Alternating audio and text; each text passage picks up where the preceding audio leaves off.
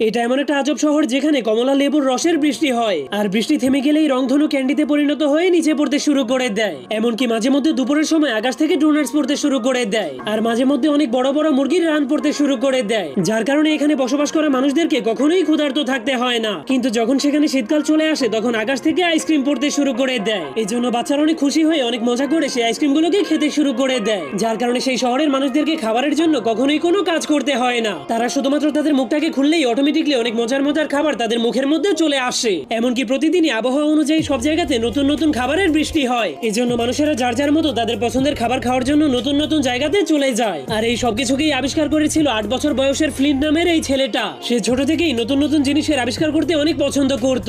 এই জন্য সে যখনই দেখতে পায় তার মতো ছোট ছোট ছেলেরা এখনো জুতার ফিতা বাঁধতে পারে না, তখন ফ্লিন্ট তাদের জন্য একটা জাদুময় স্প্রে আবিষ্কার করে, যেটাকে পায়ের উপরে স্প্রে করলেই অটোমেটিকলি অনেক সুন্দর সুন্দর জুতা তৈরি হয়ে যেত। আর সেই জুতাগুলোর ফিতা বাঁধার